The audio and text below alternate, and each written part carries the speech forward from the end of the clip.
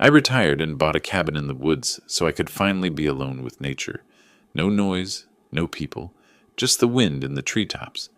Then my son-in-law called and said, "My parents are moving in with you. If you don't like it, come back to the city." I didn't say anything, but I left a surprise that would turn their lives upside down. Before we continue, please subscribe to the channel and write in the comments what time it is where you are now. The keys felt heavier than they should have. I stood in Rebecca Marsh's real estate office in Cody, holding them while she stapled documents I'd already forgotten. Outside the window, March wind pushed tumbleweeds across the parking lot. "Congratulations, Mr. Nelson." Rebecca smiled like she'd handed me the world. Maybe she had. "You're officially a property owner in Park County." The cashier's check, $185,000, had left my account that morning. 40 years of overtime shifts, skipped vacations, packed lunches.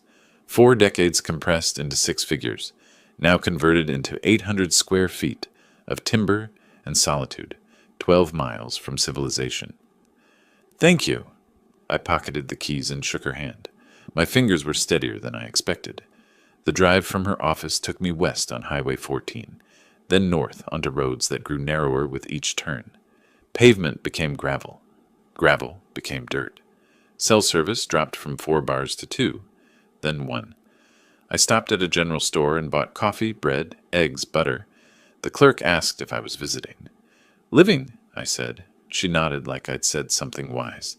The final 2 miles climbed through pine forest so thick the afternoon sun barely penetrated. When the cabin appeared in its clearing, I pulled over and cut the engine. Elk, 4 of them, grazed 50 yards beyond the porch. They raised their heads, studied my truck, then resumed eating. One flicked an ear at a fly. I sat there for 5 minutes, watching them.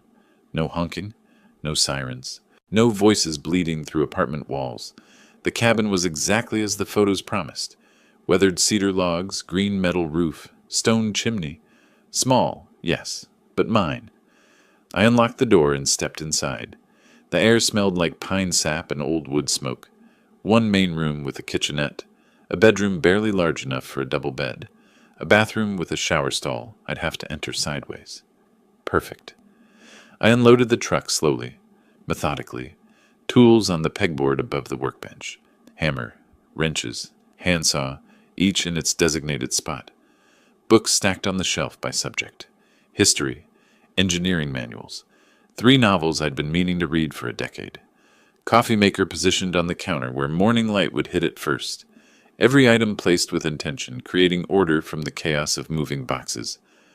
By the time I finished, the sun was lowering. I made coffee, too late in the day, but I didn't care, and carried it to the porch. The rocking chair I'd bought specifically for this moment creaked under my weight. The elk had moved deeper into the clearing. A hawk circled overhead, riding thermals. I called Beulah. "Dad!" Her voice came through bright and immediate. "Are you there? Did you get it?" "Signed the papers this morning," I said. "I'm sitting on the porch right now watching elk." "I'm so proud of you." The warmth in her tone made my chest tighten. "You earned this." 40 years. I sipped coffee. 40 years I dreamed about mornings where I'd drink coffee and watch wildlife instead of highway traffic. "You deserve every moment of peace." She paused. "Cornelius has been so stressed with work lately. Sometimes I forget what peaceful even looks like." Something in the way she said it made me pause. "Everything okay?" "Oh, fine. You know how it is. Middle management pressures." She laughed, but it sounded thin. "When can I visit?" "Anytime, honey. You know that." We talked for another 10 minutes. Her students, her garden plans, safe topics.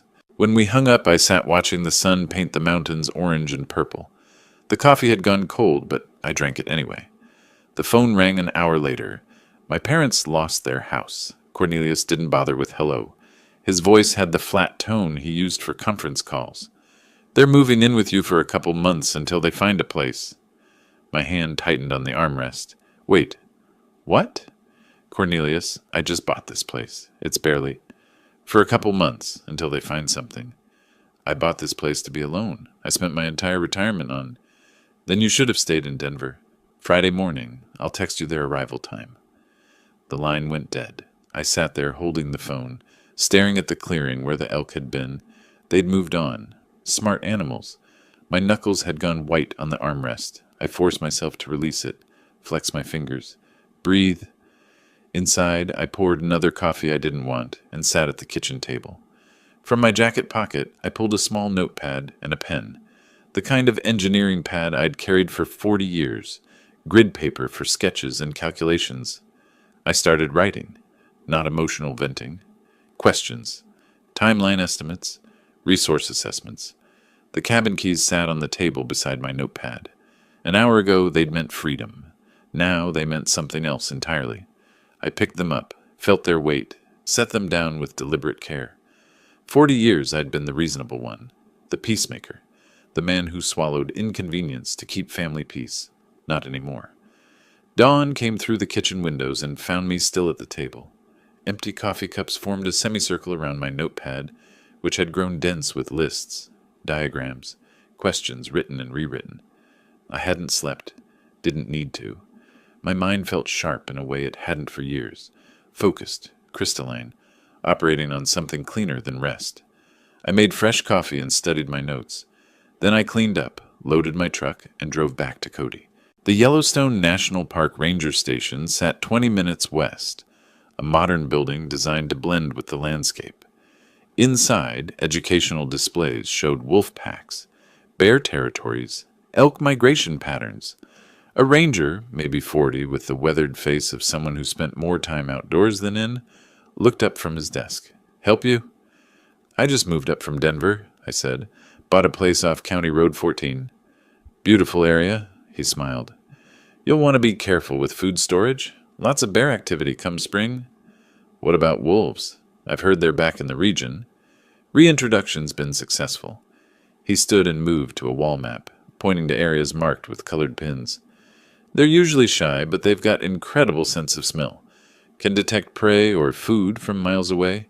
"You hunting?" "No, just curious. I want to be prepared." "Smart." He handed me a pamphlet. "Keep your property clean. Don't leave attractants out unless you want visitors." I took careful notes in my field notebook. Wind direction, pack territories, seasonal behavior patterns. I thanked him warmly, mentioned again that I was from Denver and still learning about mountain life. Every word calibrated to sound naive, concerned, exactly what he'd expect from a nervous newcomer. Back in Cody, I found an outdoor supply store, the kind with taxidermy on the walls and racks of camouflage gear. The camera section sat between hunting equipment and security systems. "Looking for wildlife cameras," I told the clerk. "Want to monitor bear activity near my property." He showed me 2 models with motion activation, night vision, cellular connectivity. "These'll do you right. We get lots of folks wanting to keep an eye on their land." $340. I paid cash. At the cabin Wednesday afternoon, I installed them methodically, one covering the driveway approach, one angled toward the front porch. I tested the motion sensors, checked signal strength, adjusted positions until the coverage was perfect. The engineering part of my brain, 40 years of solving structural problems, found satisfaction in the precision. Hide the cameras enough to be unobtrusive. Position them for optimal capture. Test, adjust, verify. Both cameras connected to my phone with 1 bar of cellular service. Weak, but functional. Thursday morning, I drove back to Cody. The butcher shop sat on a side street, the kind of place that served ranchers and local restaurants. "Need 20 pounds of beef scraps," I said.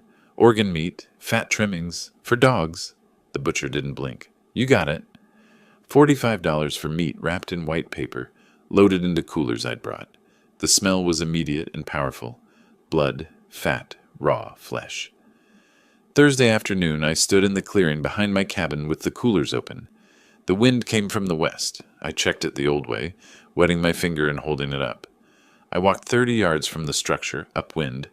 Then I placed the meat in 3 piles, spreading it to maximize scent dispersion. Not random, calculated, close enough to draw predators to the area, far enough that they'd focus on the piles, not the building. I wasn't trying to endanger anyone. I was trying to educate them. Back inside the cabin, I moved through each room, locked windows, turned off unnecessary power, set the thermostat to minimal heat, protecting my investment while setting my trap. I paused at the door, took one last look at the space I'd inhabited for less than 3 days, and left without hesitation. The drive to Denver took 5 hours. I arrived at my old house just before midnight, the suburban place I hadn't yet sold, still partially furnished but hollow. I unloaded my truck, set up my laptop in the living room, propped my phone where I could watch the camera feeds. Then I waited. Friday morning at 10 o'clock, a sedan appeared on my phone screen. Leonard and Grace emerged, looking around with expressions I recognized even on the small display. Displeasure, judgment. The camera microphone picked up their voices. "This is where he's living now?" Grace wrinkled her nose. "It smells like pine and dirt. At least it's free?" Leonard walked toward the cabin. "We'll stay a few months. Let Cornelius figure out the next step." "I don't see why we had to come all the way out." Grace stopped, froze. "Leonard! Wolves!" 3 shapes emerged from the northwest tree line, gray and brown, moving with cautious purpose toward the meat piles. Not aggressive, not interested in humans, just hungry. Leonard saw them, turned white. "Get in the car! Get in the car now!" They ran. Grace stumbled, recovered. Car doors slammed. The engine started and gravel sprayed as they reversed wildly, then accelerated down the driveway. The wolves, unbothered, continued toward the meat. I closed the laptop and picked up my coffee, took a slow sip. 20 minutes later, my phone rang. "What did you do?" Cornelius's voice had lost its businesslike edge. Now it was just fury. "My parents nearly got attacked." "I didn't do anything," I said calmly. "I warned you this property is in the wilderness. You set this up. You baited those animals." "Cornelius, I live in wolf country. Wolves live here. This is their home. Maybe you should have asked before assuming you could use mine. You're insane. You're going to what? Sue me because wildlife exists on my property? Good luck with that. This isn't over." "No," I said. "It's just beginning." I pressed end call, set the phone down deliberately, returned to my laptop and opened the footage again, watching the wolves finish the meat and disappear back into the forest. Outside my Denver window, the mountains rose in the distance. Somewhere up there, my cabin waited. I'd been planning defense. But sitting there, watching the recording one more time, I realized something had shifted. This wasn't about defense anymore. 2 weeks passed before Cornelius made his next move. I spent those days settling into the routine I'd imagined. Coffee on the porch at dawn, watching elk drift through the clearing, reading books I'd postponed for decades. But the peace felt conditional now, like standing on ice that might crack. I checked my phone more than I wanted to, kept the camera feeds open on my laptop, listened for vehicles on the dirt road. Mid-April brought warmer afternoons and the first serious wildflowers. I was splitting firewood when my phone rang. Beulah. "Dad, please!" Her voice broke on the second word. She was crying. Cornelius showed me the footage of the wolves. That could have been so much worse. I set down the axe and walked to the porch. "Beulah, honey, wolves live in these mountains. I didn't create that situation. I warned Cornelius this wasn't appropriate housing for his parents. But you knew they were coming. You could have done something to make it safer." The script was obvious. Every phrase sounded rehearsed, coached. My daughter turned into his messenger. "I bought this property for solitude," I said, keeping my voice level. No one asked if I was willing to host guests, but I'm willing to meet with Leonard and Grace to discuss options. "You are?" Hope flooded her tone. "Really?" "I'll meet them in town. Neutral ground. We'll talk." After we hung up, I stood watching clouds move across the mountains. She genuinely believed she was helping. That made it worse. 2 days later, I drove to Cody for the meeting. I'd spent both evenings preparing, researching comparable rental prices for rural Wyoming properties, printing 3 copies of a standard short-term rental agreement, reviewing property law basics. I practiced my presentation in the truck mirror that morning, testing different phrasings until I found the right balance.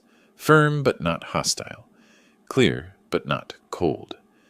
The Grizzly Peak Calf sat on Main Street, small and local. Wooden tables, landscape photographs on the walls, large windows facing the morning foot traffic. I arrived 15 minutes early and chose my position carefully. Table near the window, back to the wall, clear view of the entrance. Within range of the security camera I'd spotted above the register. I ordered black coffee and waited. Leonard and Grace arrived exactly on time. Cornelius must have driven them, probably parked nearby, coaching them on what to say. They walked in without ordering anything, sat down across from me like I'd summoned them to court. "Hello, Leonard. Grace, would you like coffee?" Leonard ignored the question. "Ray, this has gone on long enough. We need those keys. Today." "We're not here for coffee," Grace added. "We're here because family is supposed to help family." I pulled the rental agreement from my folder and slid it across the table. The paper made a soft sound against the wood. I aligned it perfectly with the table edge and tapped it once with my index finger.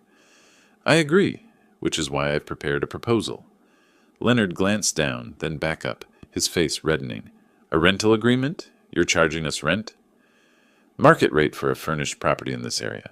$1,200 monthly. 6-month lease. Standard terms." "You want money from your own family?" His voice climbed. Other patrons glanced over. "From people who have nowhere to go?" Grace leaned forward, her expression wounded. "I never thought you were this kind of person, Ray. Greedy. Just plain greedy." I stood, collected my folder, and picked up my coffee cup to buss it.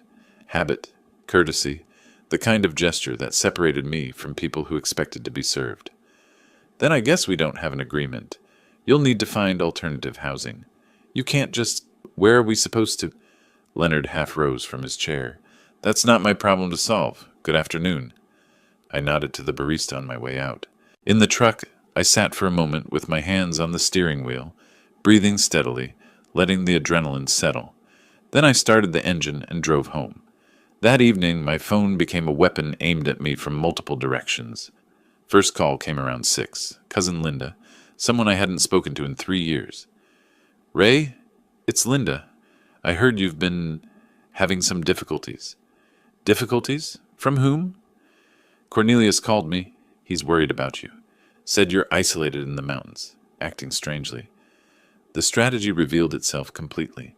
He was building a narrative, planting seeds with every family member he could reach. "Linda, I'm fine. I retired to Wyoming."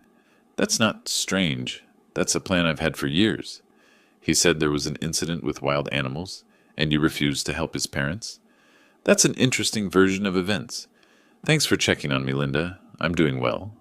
I ended the call and stared at the phone. 20 minutes later, a former colleague from Denver. Same script, different voice.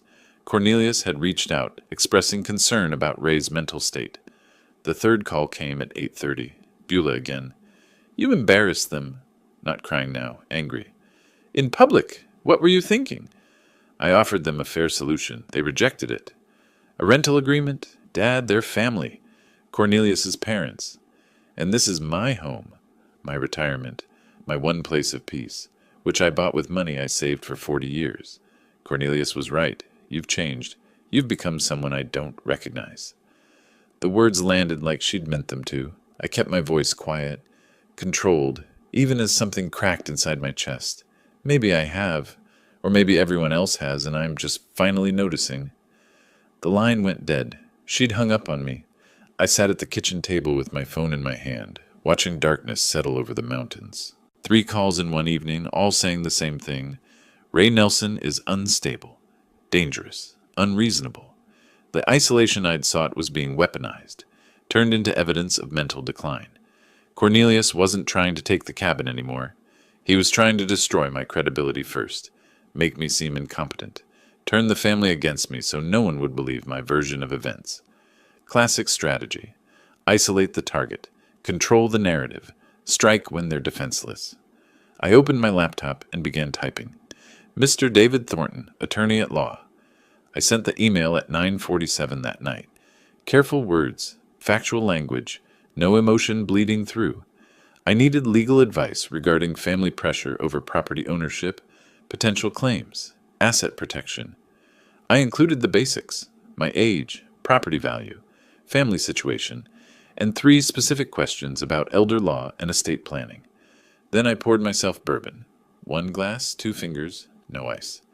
I wasn't a heavy drinker, but tonight warranted it.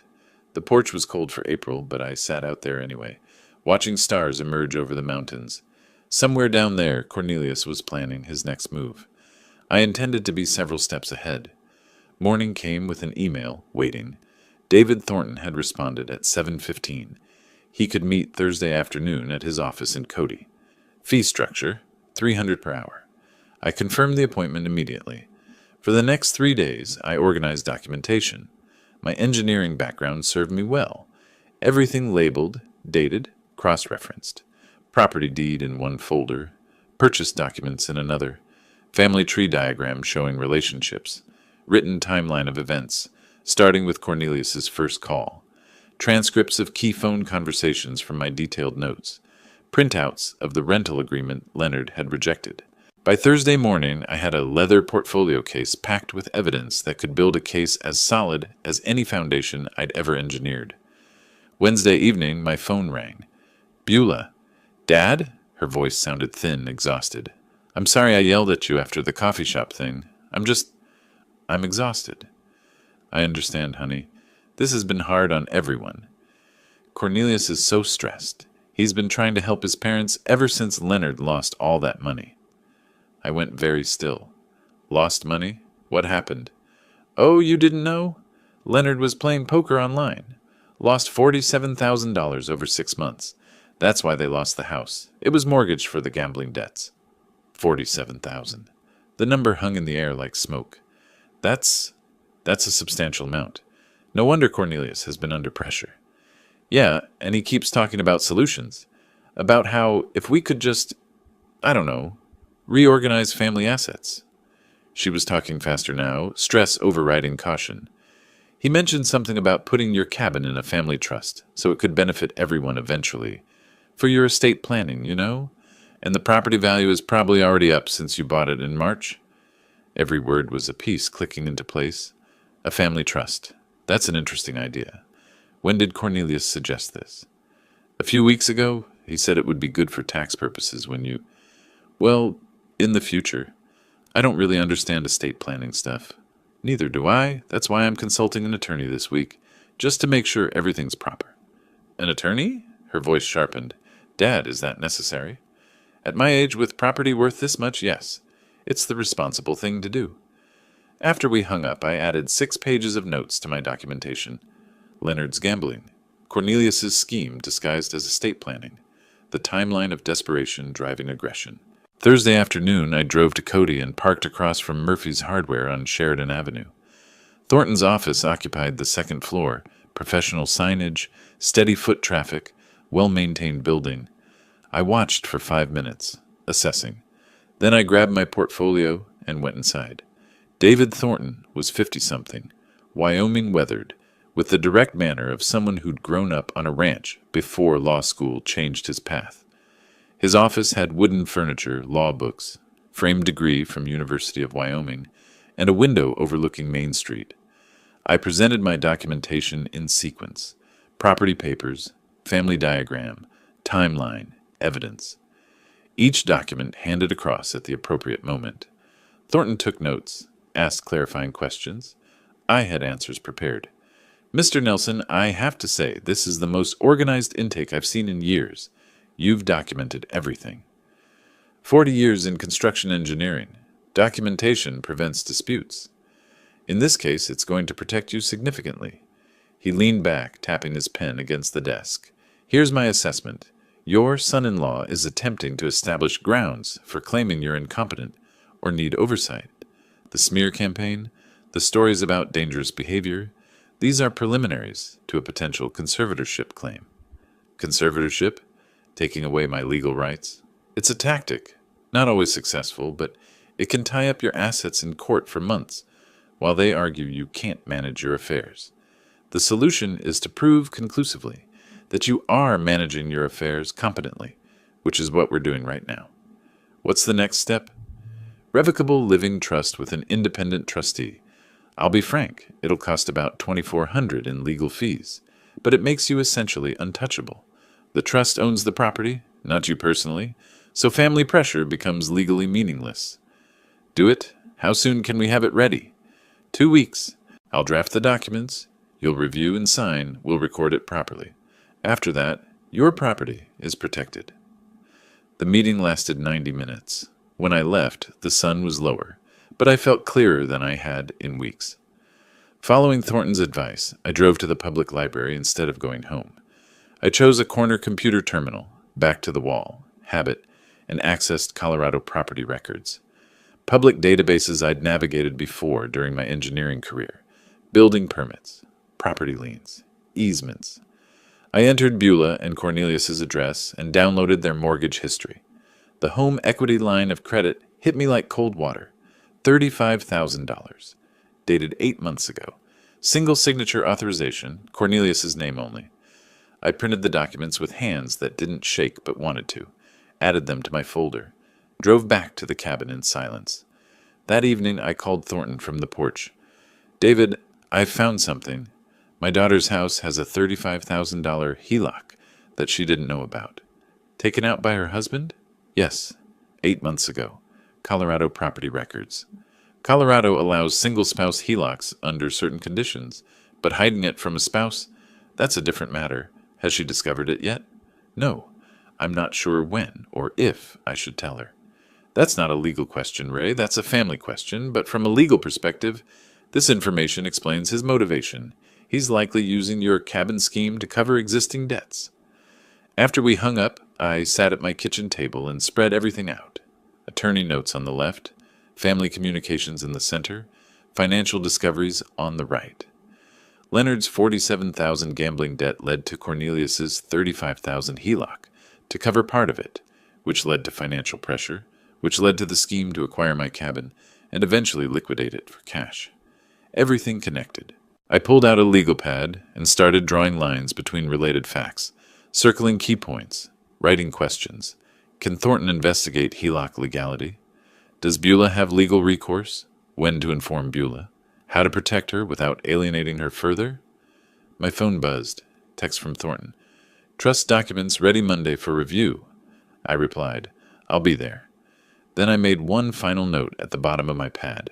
Cornelius is cornered. Cornered animals attack. Prepare for escalation. 3 weeks later, on a Monday morning in early June, I drove to Thornton's office for the trust signing. The portfolio case beside me held 3 weeks of organized financial records, bank statements, retirement accounts, property appraisals, investment documentation. Everything consolidated, labeled, ready. Thornton's assistant had the documents waiting on the conference table. 43 pages total, each signature line flagged with a yellow tab. I read every page while Thornton answered emails at his desk, giving me time. The Revocable Living Trust designated him as independent trustee. Total assets, $290,000. The cabin, my retirement funds, everything I'd built in 40 years. The critical provisions sat on page 17. Beulah inherits only if divorced from Cornelius, or if Cornelius signs a legal waiver of claims to the property. This provision here, Thornton said, joining me at the table, the conditional inheritance for Beulah. You understand this might create family conflict? The conflict already exists. This just protects her from being exploited through my property. If Cornelius discovers this trust structure, he'll likely react aggressively. Let him. Everything here is legal. He has no grounds for challenge. Thornton's expression was knowing. Legal grounds and family drama are different things. Are you prepared for him to escalate? I've been preparing since March. That's why we're sitting here. He smiled slightly.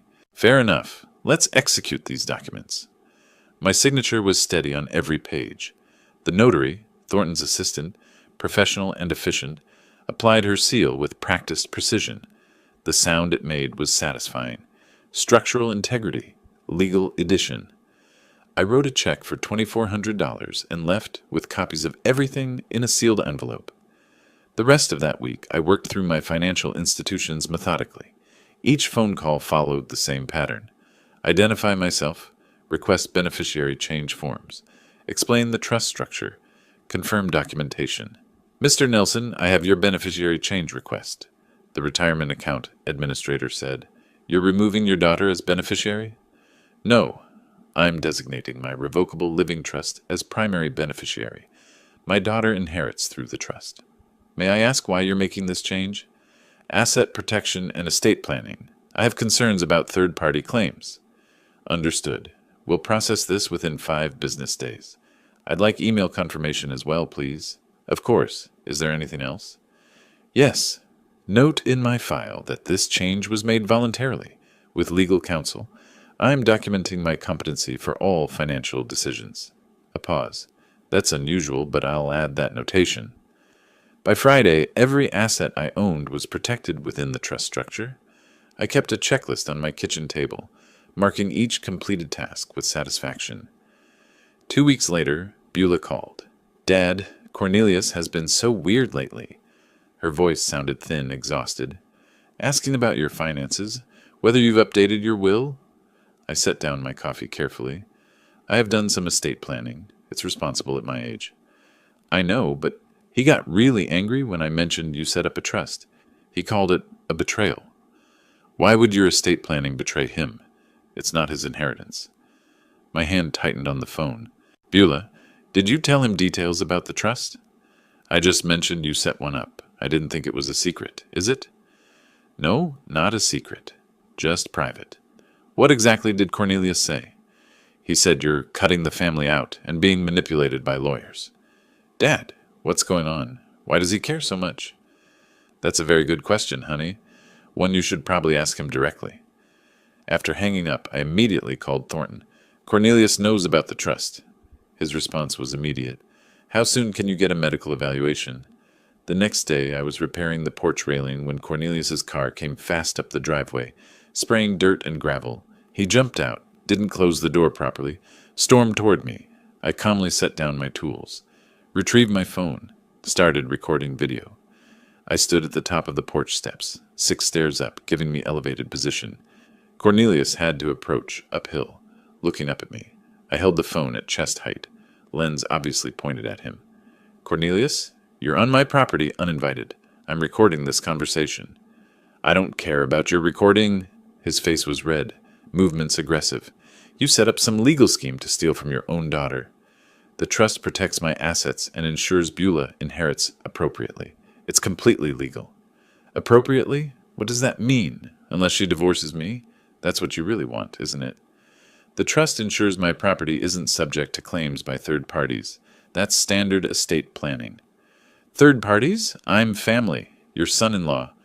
You're my daughter's husband. You have no legal claim to my property. The trust simply formalizes that reality." His voice climbed higher. "We'll see about that. I'll get a lawyer. I'll contest this. I'll make sure you never see Beulah again." "You're threatening to isolate my daughter from me because I protected my own property? That's interesting. For the record, this isn't over. Then leave my property. Now, or I'll call the sheriff for trespassing." He stormed back to his car. The engine roared. Gravel sprayed as he reversed wildly and sped down the driveway. I stopped recording, reviewed the footage immediately. Faces visible, audio clear, threats documented. I uploaded it to cloud storage and emailed a copy to Thornton with subject line, "Evidence, hostile confrontation." That evening I wrote a detailed incident report. Date, time, what was said. No witnesses, unfortunately, but the video captured everything. Thornton's response came within an hour. Continue documenting everything. Consider medical evaluation to preempt competency challenges. Expect retaliation. They're running out of options. I called Dr. Patricia Chen's clinic the next morning. The receptionist asked if something specific prompted the request. "I'm 67, I own property, and I want documentation that I'm healthy and competent. Preventive planning." The appointment was scheduled for the following Monday. I sat at my table that night, reviewing the confrontation video, watching Cornelius's rage play out on the small screen. His mask had dropped completely when the money was threatened. Every word recorded, every threat documented. My phone buzzed, email from Thornton. "Good thinking on medical eval. They'll likely try adult protective services next. Standard playbook for these situations. Stay ahead of them." I typed back, "Already scheduled. Appointment next week." Before closing the laptop, I looked at the framed photo of young Beulah on the mantel. 8 years old, missing her front teeth, laughing at something I'd said. I wondered how much collateral damage this war would create before it ended. Monday morning found me at Dr. Chen's clinic 15 minutes early.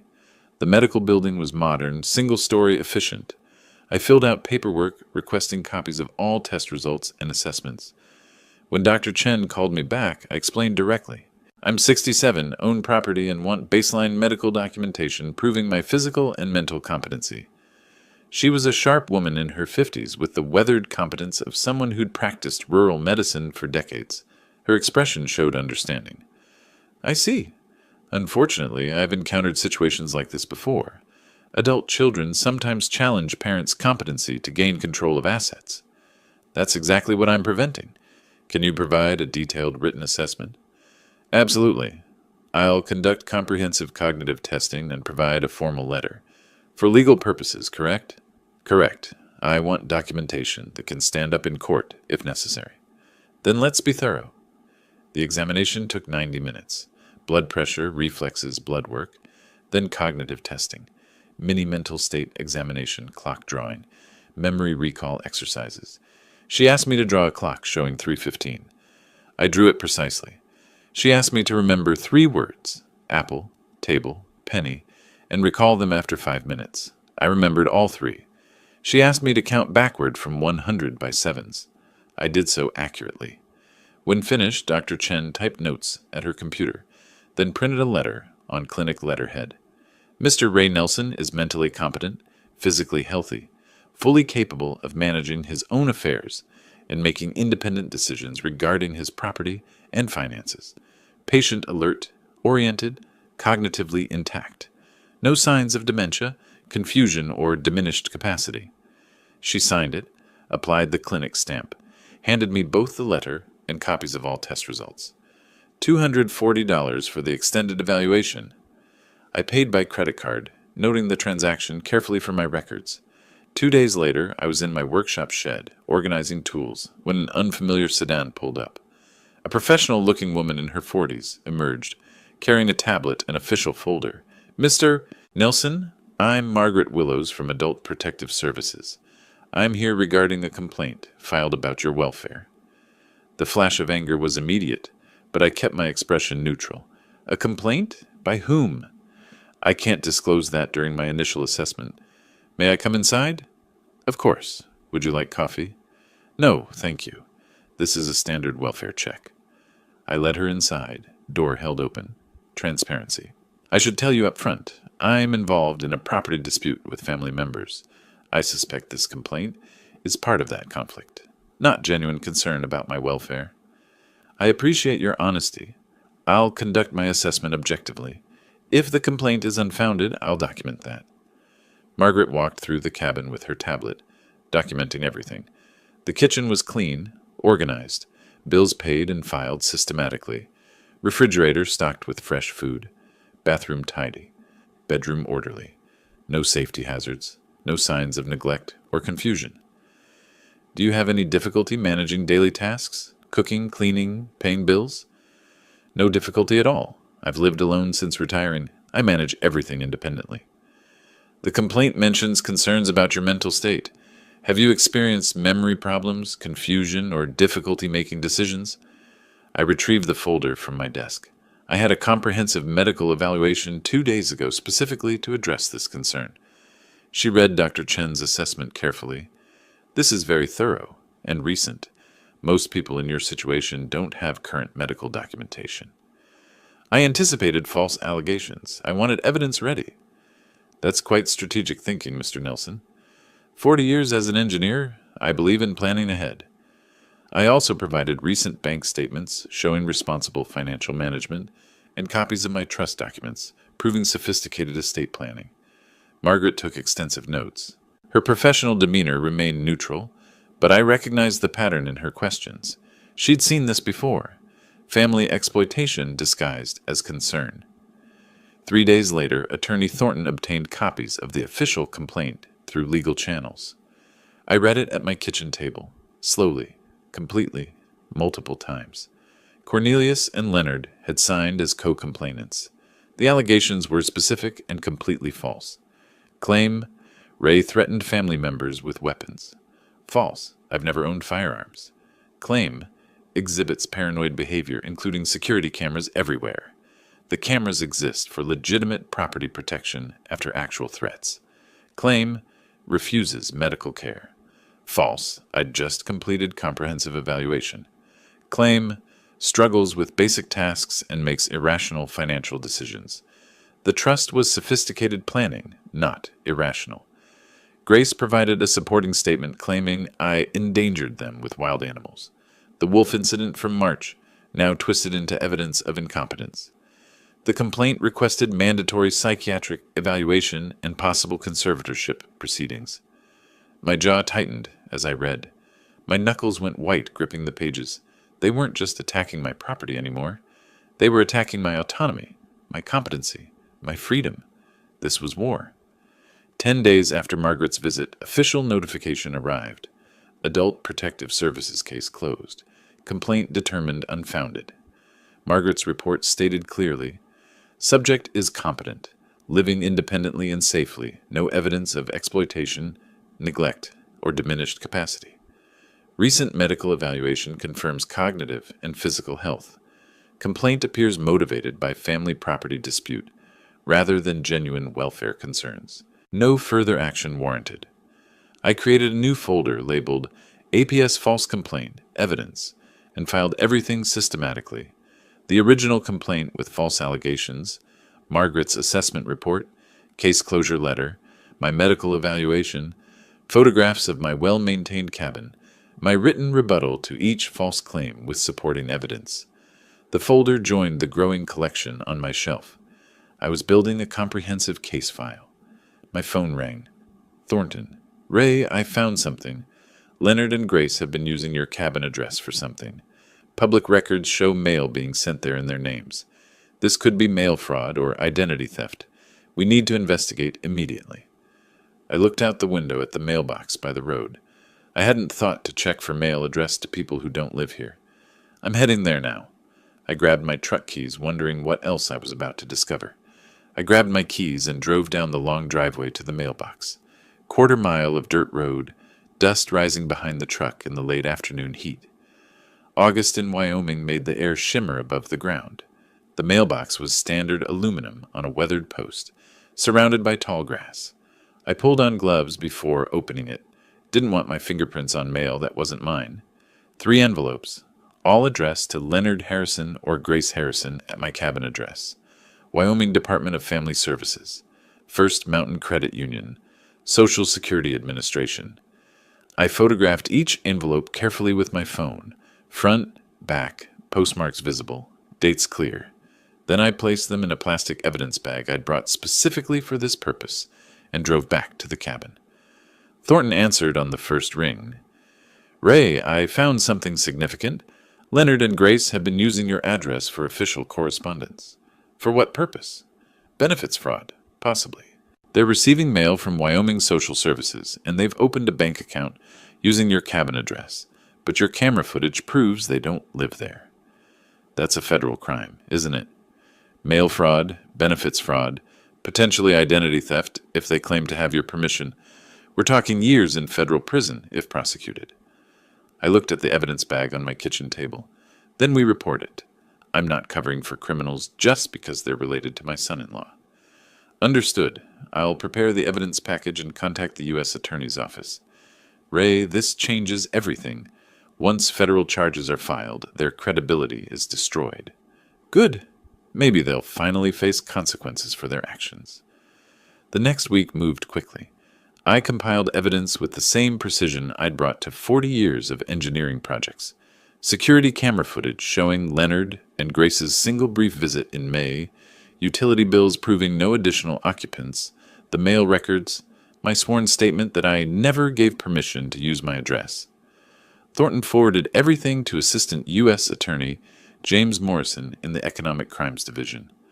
Morrison called me 3 days later. Mr. Nelson, Attorney Thornton provided compelling evidence of benefits fraud using your property address. I never gave permission for them to use my address. I have camera footage proving they don't live here. I've reviewed the footage. It's clear they visited once briefly and never returned. How long has mail been arriving in their names? Based on postmarks, at least 6 weeks. That establishes pattern. Combined with benefits applications claiming Wyoming residency, we have sufficient evidence for federal investigation. I'll be frank, this will likely result in criminal charges. I'm not trying to ruin their lives, but I won't allow my property to be used for fraud. You're doing the right thing by reporting this. We'll handle it from here. While Thornton investigated Leonard and Grace's fraud, he discovered something else in Colorado public records. Cornelius and Beulah's home had 3 missed mortgage payments, $8,400 in arrears. Notice of default filed. First step toward foreclosure. "Ray, this explains his desperation," Thornton said when he called. "He was counting on your cabin to solve his financial crisis. When your trust blocked that plan, he had no backup." I sat at my kitchen table, processing this. His own home is at risk. There's an unconventional option I need to mention. You could purchase the defaulted debt. Banks sell delinquent loans at discount to collection companies. You'd become the creditor, but anonymously through an LLC. Cornelius would never know. The implications settled over me slowly. That would give me complete leverage. Yes, but it's also ethically complex. You'd control whether your daughter keeps her home. Let me think about it. I walked my property that evening, circling the cabin, following the tree line, considering. If I bought the debt, I'd control Cornelius's future. That was power I'd never wanted. But if the bank foreclosed, Beulah would lose her home. She was innocent in all this. The next morning, I called Thornton. "Do it. Buy the debt. But Beulah can't know yet, not until I can explain everything." The transaction took a week. $31,000 from my savings to an intermediary firm, which purchased the debt and created Mountain Holdings, LLC, with me as beneficial owner. Cornelius received notification that his loan had been sold, but no information about the new creditor. I filed the wire transfer receipt in a folder, labeled simply Leverage. By mid-August, my position had transformed completely. Leonard and Grace faced federal investigation. Cornelius's mortgage debt was secretly under my control. Every manipulation attempt was documented. My own property and assets were legally untouchable. But I felt no triumph, just weariness. This was supposed to be peaceful retirement. Instead, it had become warfare, where my opponents forced me to fight back. I sat on my porch at sunset, the evidence folders stacked beside me, and made my decision. Beulah deserved to know the truth, all of it. She deserved to understand what her husband had done, what danger her home was in, what her father had been protecting her from. I pulled out my phone and typed, "Honey, we need to talk. Can you come to the cabin this weekend? Just you. It's important." Her response came 10 minutes later. "Is everything okay? You're worrying me." "Everything's fine with me, but there are things you need to know about your financial situation. Things Cornelius hasn't told you." "What things? Dad, you're scaring me." "Not over text. In person. Saturday afternoon, I'll make lunch." "Cornelius has a work trip this weekend. I can come Saturday." "Perfect. Just you. This conversation is between us." "Okay. I'll be there around noon." I set down the phone and looked at the mountains darkening against the sunset. Tomorrow, I'd prepare. Saturday, I'd tell my daughter how badly her husband had betrayed her trust. The truth wouldn't be easy. She might not believe me initially. She might be angry. But I'd kept these secrets long enough. Saturday morning arrived with crystalline clarity. I woke early, nervous in a way I hadn't been throughout this entire conflict. Facing Cornelius required strategy. Facing my daughter required something harder. Honesty that would hurt her. I cleaned the cabin. Already clean, but I needed activity. Prepared chicken salad for sandwiches, her childhood favorite. Organized the evidence folder on the kitchen table where she'd sit. Her sedan appeared around 11:30, dust trailing behind on the driveway. She emerged looking tired, worried. I met her on the porch and hugged her. She was tense. We started with coffee and small talk, her teaching job, the weather, anything but the real conversation. But the folder on the table kept drawing her eyes. Finally, "Dad, what's going on? Your text scared me."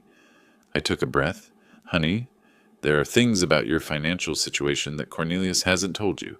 Serious things." She laughed nervously. "What?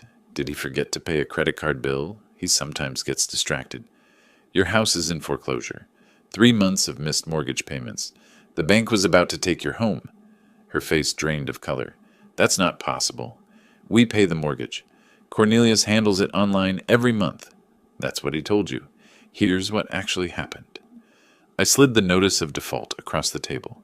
She read it slowly, hands beginning to shake. This says the loan was sold to Mountain Holdings, LLC. Who is that? That's me. Well, technically a company I own through my attorney. I bought your debt from the bank. You bought our mortgage? Shock transformed her expression. Why would you? How can you even? What does that mean? It means instead of the bank foreclosing and you losing your home, I control the debt. You and Cornelius owe me now, not the bank. She stood abruptly, emotion rising. This is insane. Why didn't you just tell me the mortgage was behind? Would you have believed me? Or would Cornelius have explained it away? I needed leverage to protect you from what's coming next. I let that settle, then continued. There's more. 8 months ago, Cornelius took out a home equity line of credit for $35,000 against your house. That's not true. We'd both have to sign for that. I slid the HELOC documents across. In Colorado, under certain circumstances, one spouse can secure a HELOC. Here's his signature. Where's yours? She examined the papers, hands shaking badly now. I never signed this. I've never even seen this paperwork. $35,000? Where did it go? Best guess? Covering some of Leonard's gambling debts. Remember you told me Leonard lost $47,000 in online poker? Cornelius was trying to fix his father's problem. Using our house as collateral, without telling me. Yes, and when that wasn't enough, when my cabin scheme failed and he couldn't get more money, he simply stopped paying your mortgage. I suggested we eat. She initially refused. How can you think about food right now? But I insisted gently. We needed a break before the next revelations. The sandwiches tasted like dust, but we ate anyway. Afterward, I showed her the rest. Systematically. Chronologically. The recording of Cornelius's threatening confrontation on my porch. The APS false complaint where he tried to have me declared incompetent. Leonard and Grace's federal mail fraud using my address. Each piece of evidence carefully presented with dates and context. She listened, initially defensive. Cornelius wouldn't do that. Then doubtful. Are you sure these documents are real? Finally, as the evidence became overwhelming, devastated. When I showed her the APS complaint, where her husband tried to have her father's legal rights taken away, she broke. Not gentle tears, wrenching sobs that shook her shoulders. I let her cry, didn't offer platitudes, just sat present. When she could speak, it was through tears. How long have you known? Pieces since May, everything since July. She looked at me with hurt and anger. Months? You've known for months that my marriage is a lie, that I'm in financial danger, and you didn't tell me? I met her eyes. If I'd told you in May with no proof, would you have believed me? Or would Cornelius have convinced you I was paranoid, vindictive, exactly what he was already saying? Her voice dropped, quieter, knowing I was right. I don't know. Probably not. That's why I waited. That's why I gathered evidence. So you'd know the truth was real, not just your father's opinion. I refilled her coffee, pushed the sugar bowl toward her. She liked it very sweet when stressed, a detail from childhood. Eventually, I had to present the choice. You have a decision to make, and you need to make it soon. What decision? Stay with Cornelius or leave him. I won't make that choice for you. How can I possibly decide that right now? You have until the end of August. That's about a week, because federal agents are going to arrest Leonard and Grace within 2 weeks for fraud. When that happens, everything becomes public. Cornelius will be questioned. Your marriage will be news in a town small enough that everyone knows everyone. She was overwhelmed.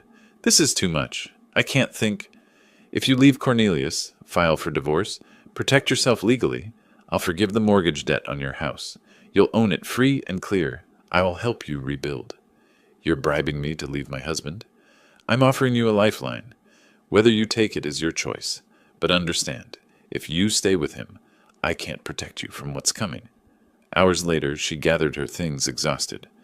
I walked her to her car carrying a folder of document copies. Before getting in, she turned. Did you ever think about what this would do to me, knowing all this? Every single day since I found out. That's why I built such a strong case. So you'd know I wasn't exaggerating. I don't know if I can forgive you for waiting so long. I understand, but I'd rather have you angry at me for waiting than destroyed, because you didn't know in time to protect yourself. I need time to think. You have a week. After that, everything moves forward, with you or without you. She looked at me with exhausted eyes. I don't know who to trust anymore. Trust the documents. They don't lie. People do. She drove away without looking back. I stood in the driveway watching until her car disappeared, wondering if I'd just lost my daughter or saved her. 5 days later, Wednesday morning, I was drinking coffee on the porch when my phone rang. Thornton, it's happening now. Federal agents are executing arrest warrants for Leonard and Grace in Colorado. Thought you should know. I set down my coffee carefully, not celebrating, just acknowledging.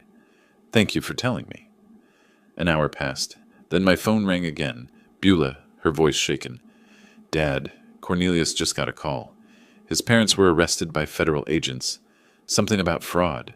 Were you involved in this? I took a breath. I reported crimes to the proper authorities.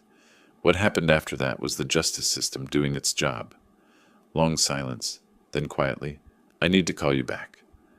The line went dead. I sat back down, staring at the mountains, wondering if my daughter would ever forgive me for setting this chain of events in motion. Within 3 hours, Cornelius called, screaming, You did this! You turned them in! You destroyed my family! I remained silent, letting him exhaust himself. Your parents committed federal crimes using my property.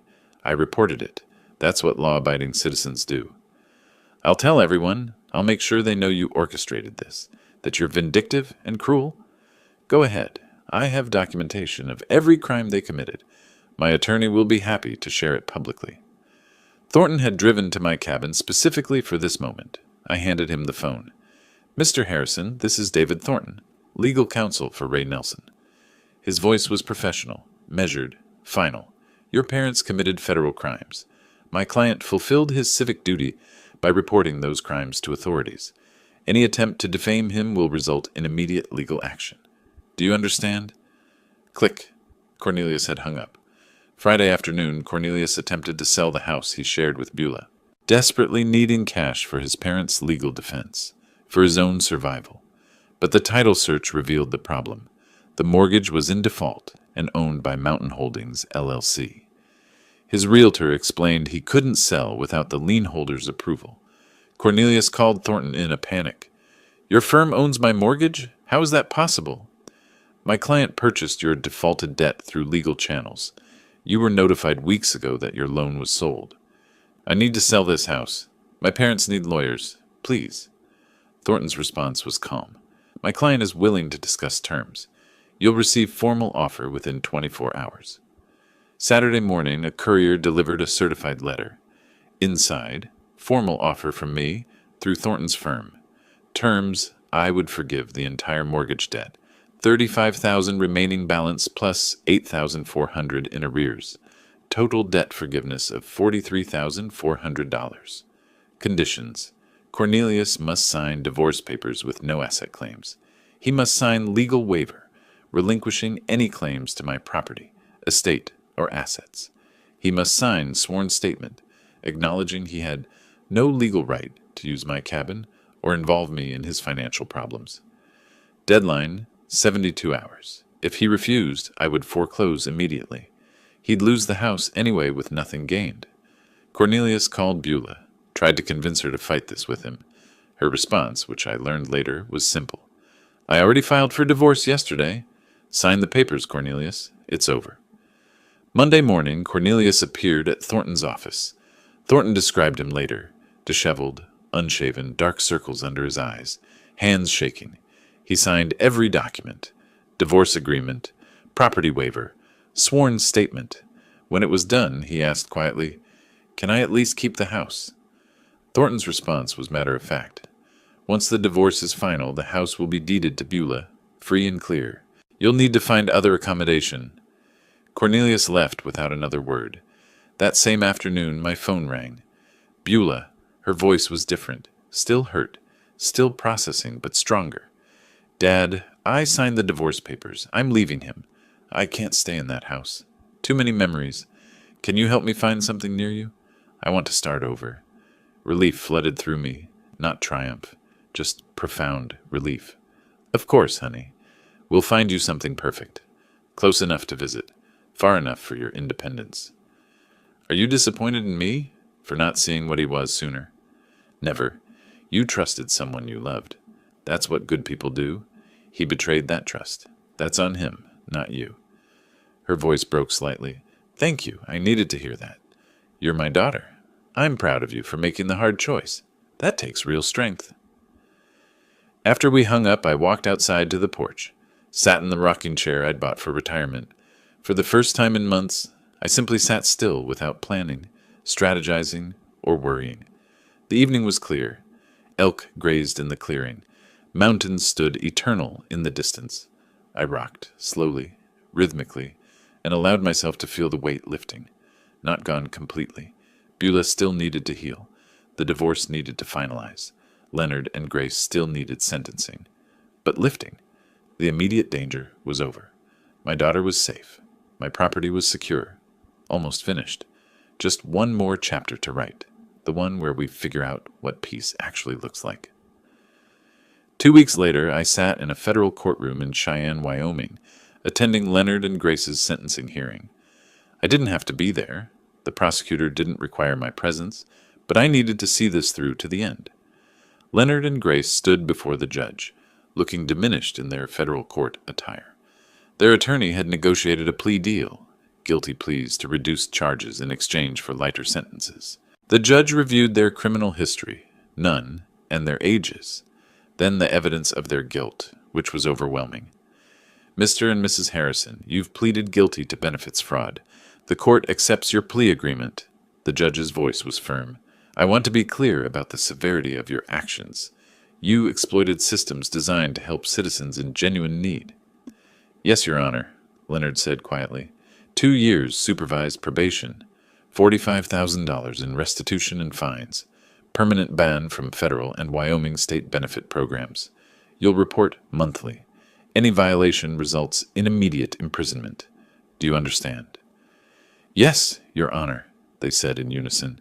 "You're fortunate to avoid prison. Don't squander this opportunity." Dismissed. As I left the courthouse, Leonard caught my eye across the lobby, a moment of mutual recognition. He looked away first, defeated. I felt no triumph, only closure.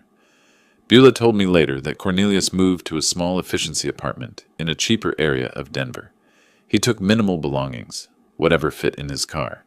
"I saw him one final time when he came for his things," she said. "He looked like a stranger, not angry, just empty. He signed the final divorce papers without a word and left." The divorce was finalized by mid-September. Beulah legally resumed her maiden name, Beulah Nelson. With my help, she found a small 2-bedroom house in Cody, about 15 minutes from my cabin. It was modest but charming. Older construction, needed updates, but had good bones and a view of the Absaroka Mountains. I provided the down payment as a gift. Beulah secured a mortgage for the remainder using her teaching income and her own excellent credit. She also landed a 3rd-grade position at Cody Elementary, starting immediately. I helped her move in, spending a weekend painting rooms and assembling furniture. Simple work, but profoundly meaningful, rebuilding our relationship through practical acts of service. Healing wasn't linear for Beulah. Some days she was optimistic about her fresh start. Other days she was angry, at Cornelius, at herself, even at me for not telling her earlier. I listened without defending myself, understanding she needed to process complex grief. We fell into a routine, Sunday dinners together, alternating between her place and mine. During one dinner, while we chopped vegetables together in her new kitchen, she asked, "Do you think I'll ever trust anyone again? Ever want to remarry?" I set down my knife. "Honestly, I don't know. But that's okay. Trust isn't something you're supposed to give freely to everyone. It's earned, slowly, through consistent actions over time. Anyone worth having in your life will understand that." She smiled, small but genuine. "When did you get so wise?" "I'm not wise. I'm just old enough to have made mistakes and learned from them." On a crisp late September evening, Beulah drove to my cabin for dinner. We cooked together, nothing fancy, just spaghetti and salad, and ate on the porch despite the cooling weather. As the sun set, painting the mountains in orange and gold, a small herd of elk emerged from the tree line to graze in my clearing. We sat in matching rocking chairs. I'd bought a second one after she moved nearby, and watched in comfortable silence. Then Beulah said quietly, "Thank you, Dad, for everything. for fighting for me even when I didn't understand it, for being patient while I figured things out. Emotion tightened my throat. You don't need to thank me. You're my daughter. I'll always fight for you. I know, but I want to. You could have walked away, protected just yourself. You didn't. That was never an option. Family means we protect each other, even when it's hard. I'm sorry I didn't believe you sooner. Don't apologize for being loyal to your marriage. That speaks well of you. She smiled, genuinely smiled, for the first time in months. Look at that big bull elk. He's magnificent. That's my favorite. I see him almost every evening. I smiled back. Welcome to the neighborhood, honey. You'll get to know all the regular visitors. I already love it here. This feels like home. It is home, for both of us now. Later, after Beulah drove away, I remained on the porch, rocking slowly, watching the last light fade from the sky. I thought back to March, buying this cabin filled with hope for peaceful retirement, then having that peace threatened by Cornelius's ultimatum. The journey from March to September felt like years, but I navigated it without losing myself, without becoming cruel, without abandoning my values. I protected what mattered using law and strategy instead of retaliation and anger. My daughter was safe, building a new life nearby. My property was secure, my autonomy intact. The antagonists faced appropriate consequences but weren't destroyed beyond recovery. They could rebuild if they chose better paths. As stars appeared above the mountains, I allowed myself a small smile. This is what I'd wanted all along. Quiet evenings, wildlife, mountain air, and now, my daughter close enough to share it with. Not the retirement I'd planned, but better, because it was earned through integrity rather than luck. I stood, stretched my back. I wasn't young after all, and walked inside to call Beulah, just to say goodnight, just because I could, just because she was there and we were okay. The cabin door closed softly. The mountains stood silent, witness. Peace, hard won and deeply appreciated, settled over the property, like the September night. If you like this story, please like this video, subscribe to the channel, and share your impressions of this story in the comments. To listen to the next story, click on the box on the left. Thank you for watching.